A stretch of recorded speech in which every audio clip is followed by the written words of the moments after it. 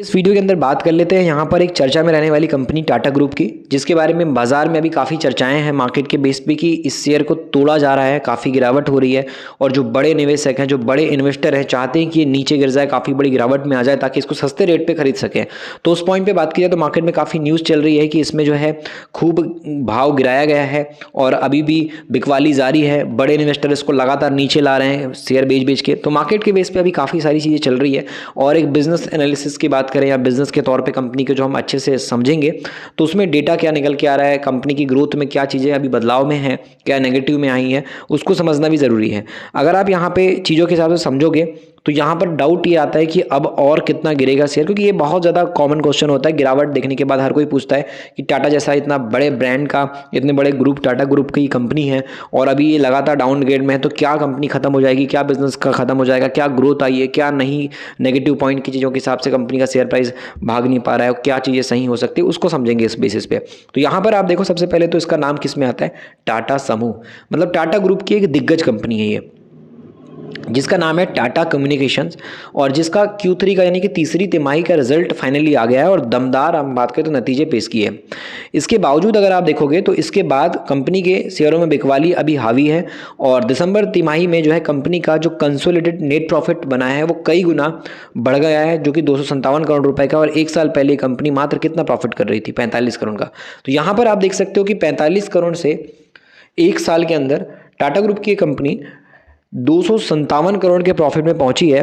उसके बाद भी इसमें गिरावट जारी है, तो मार्केट के हिसाब से बड़ा इन्वेस्टर इसमें भी गिरावट कंटिन्यू कर रहा है। लेकिन अगर अपॉर्चुनिटी समझ में आती है तो डेफिनेटली आगे ये भाग पाएगी, क्योंकि अगर आप देखोगे तो यहाँ पर कंपनी जो है अगली पीढ़ी यानी कि नेक्स्ट जनरेशन के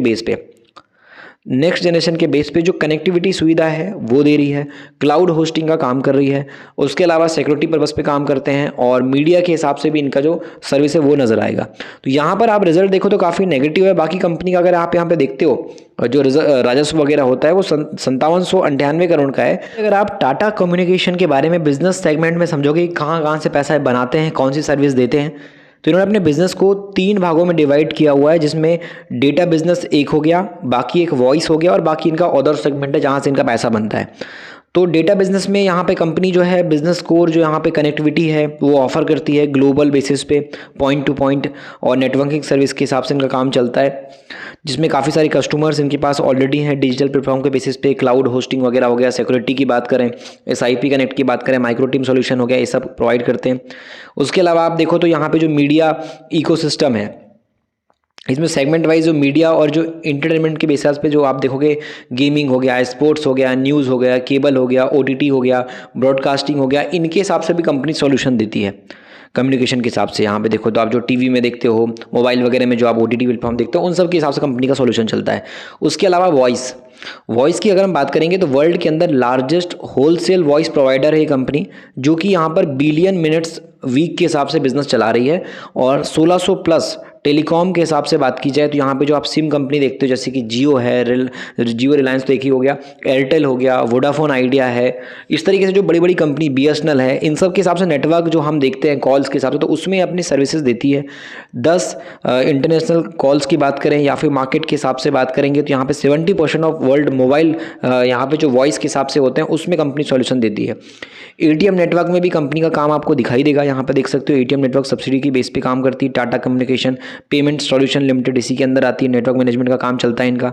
उसके अलावा आप देखो तो यहाँ पे रेवेन्यू आता है इनका इंडिया से 44%, US से 14%, UK से 7%, सिंगापुर से 5% और उसके बाद जो ROW इसका मतलब होता है रेस्ट ऑफ द वर्ल्ड, बाकी की पूरी दुनिया से 30% पैसा इनके पास आता है। अब क्लाइंट कौन से हैं इनके पास, तो डाबर क्लाइंट है, HCL जैसी कंपनी क्लाइंट है, फेडरल बैंक क्लाइंट है, इंडिया बुल्स क्लाइंट इनका, आदित्य बिरला है, स्पाइस जेट है, HP पेट्रोफैक है, ये सब क्लाइंट इसके अंदर नजर आएंगे। मार्केट वाइज अगर हम देखेंगे तो यहाँ पर आपको नजर आएगा कि इसने काफ़ी सारे एक्विजिशन वगैरह भी किया है बिजनेस के हिसाब से, अलग अलग कंपनियों के साथ में, जिससे कि US, UK, Africa, Italy, Canada, UAE company आपको नजर आएंगी जिनके साथ पार्टनरशिप है। कोलैबोरेशन के बेस पे सिंगापुर एयरलाइन के साथ भी इनका यहाँ पे जो है पार्टनरशिप हुआ है। और फोकस कंपनी कर रही है अभी के टाइम पे सेगमेंट वाइज जो डीपीएस और डीएमएस सेगमेंट इनका है, ऑर्गेनिक इनऑर्गेनिक एक्सपेंशन के बेस पे, उस पर कंपनी अभी ध्यान दे रही है। तो चलिए, ये तो हमने कुछ बिजनेस की मोटा मोटी बात कर ली, जो काफ़ी लोगों को समझ में आई, काफ़ी लोगों के दिमाग से थोड़ा सा ऊपर भी गया होगा। तो अब नंबर्स की बात करते हैं जो इजीली सबको सेल्स प्रॉफिट में समझ में आ जाता है। तो एक बार टाटा कम्युनिकेशन के सेल्स और प्रॉफिट पे नजर डाल लेते हैं। यहाँ पे टाटा कम्युनिकेशन एक दिग्गज लार्ज कैप कैटेगरी की कंपनी है जिसका मार्केट कैप काफी बड़ा है। आरओसी आरओई इसका 17 से 65% के आसपास है। डेट वगैरह इस कंपनी में काफ़ी हेवी आपको दिखाई देगा। प्रमोटर की होल्डिंग इसमें 58% के आसपास है, कोई भी शेयर गिरवी नहीं है। इस कंपनी की सेल्स बढ़ रही है 15% की और प्रॉफिट बढ़ रहा है इसका 16% का। 3 महीने पहले वाला भी इन्वेस्टर इसमें लॉस में बैठा है, 6 महीने पहले वाला इन्वेस्टर भी इस कंपनी में लॉस में बैठा है। तो अभी अगर आप देखोगे तो जो रिजल्ट मार्केट के बेस पे आया है, अगर हम टेलीकॉम सेक्टर पे जो काम कर रही कंपनी देख रहे हैं उस हिसाब से अगर हम देखेंगे तो यहाँ पर आपको दिखाई देगा कि दिसंबर के हिसाब से हम देखते हैं तो यहाँ पर एक साल पहले इसकी सेल्स थी 5,588 करोड़ की। इस बार कंपनी की सेल्स है 5,798 करोड़। कुछ खास जंप आपको दिखाई नहीं दे रहा होगा, थोड़ा बहुत ही जंप सेल्स में आया है। लेकिन इस चीज़ को अगर हम बात करेंगे नेट प्रॉफिट के बेस पे, तो एक साल पहले का नेट प्रॉफिट इसने कंपनी ने निकाला था मात्र 45% का, मतलब 45 करोड़ का। क्योंकि उस टाइम पे कंपनी में टैक्स लग रहा था, 74% का टैक्स था।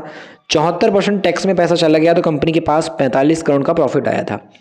इस बार कंपनी का टैक्स लगा है 36% का, तो 36% टैक्स में पैसे जाने की वजह से टैक्स का पैसा बच गया, तो कंपनी में 236 करोड़ का प्रॉफिट निकल के आ गया। तो इस बार कंपनी का प्रॉफिट काफ़ी अच्छा ग्रो हुआ है मार्केट के बेस पे, और एक बड़ा जंप कंपनी में हम देखेंगे तो नज़र आ रहा है। और ऑपरेटिंग प्रॉफिट के बेस पे भी एक बड़ी ग्रोथ आपको नजर आएगी। और जहां कंपनी का प्रॉफिट 970 करोड़ पहुंच गया था, घट गया था 50%, अब वो प्रॉफिट वापस से इंक्रीज होकर 1100 करोड़ पहुंच गया। तो नेट प्रॉफिट में एक जंप आपको नजर आ रहा होगा। और जहां कंपनी का प्रॉफिट माइनस में था 5% में, वो अब प्लस में 17% पे आ गया। सुधार इसमें काफ़ी हद तक नजर आ रहा है, जिसकी वजह से इसमें अभी बड़ा इन्वेस्टर गिरावट के बाद इसमें फोकस कर सकता है, गिरावट के बाद इसमें ध्यान दे सकता है। अभी तो प्रॉफिट बुकिंग चालू है, बट मार्केट में जैसे एक बहुत बड़ी गिरावट हो जाएगी उसके बाद इस पर लोग फोकस कर सकते हैं। क्योंकि प्रमोटर इसमें जितने पहले थे अभी भी प्रमोटर उतने ही हैं, ना तो प्रमोटर शेयर बेच रहे हैं और ना ही खरीद रहे हैं। लेकिन अगर आप ध्यान से नोटिस करोगे तो एफआईएस का इन्वेस्टमेंट इसमें धीरे धीरे कम हुआ है। उसके अलावा अगर आप ध्यान से देखोगे तो डीआईएस का इन्वेस्टमेंट धीरे धीरे इसमें बढ़ रहा है। तो अगर आप बड़े इन्वेस्टर के पॉइंट से देखोगे तो अभी इसमें Q3 के रिजल्ट अच्छे आने के बाद भी कुछ खास तेजी नहीं है, गिरावट जारी है, जिससे कि एक आम आदमी डर सके और माल बेच दे। लेकिन अगर आप यहाँ पे देखोगे एक लॉन्ग टर्म के बेस पे 3 साल 5 साल के विजन से, और अभी रिसेंटली जो रिजल्ट आया उसके बेस पे, तो अगर कंपनी ग्रोथ दिखाती है डेफिनेटली इसमें आगे चांसेस तेजी के भी बन सकते हैं। वो मार्केट में कंपनी का बिजनेस किस तरीके से ग्रो करता है उस पर डिपेंड करेगा। तो डेफिनेटली अभी Q3 के रिजल्ट अच्छे आने के बाद भी गिरावट जारी है। वैसे तो मार्केट में इसमें डिमांड बढ़ सकती थी, लेकिन अभी भी गिरावट जारी है। तो ऐसे में बड़ा इन्वेस्टर इसमें काफ़ी अच्छी बिकवाली कर रहा है, जिसकी वजह से काफ़ी बड़े लेवल पे गिरावट होने के बाद सस्ते रेट पे जब टाटा कम्युनिकेशन नीचे आ जाएगा तो उस बेसिस पे बड़ा इन्वेस्टर इस पर वापस से ध्यान देगा और डिस्काउंट रेट पे इसको खरीदने की यहाँ पे अपनी रणनीति भी बना सकता है। तो उस हिसाब से टाटा कम्युनिकेशन अभी काफ़ी चर्चाओं में है, क्योंकि बड़ा इन्वेस्टर बहुत बड़ी बिकवाली इसमें लगातार कर रहे हैं। तो डेफिनेटली इसको भी वॉच लिस्ट में रखना चाहिए और ध्यान देने लायक कंपनी अभी नजर आती है।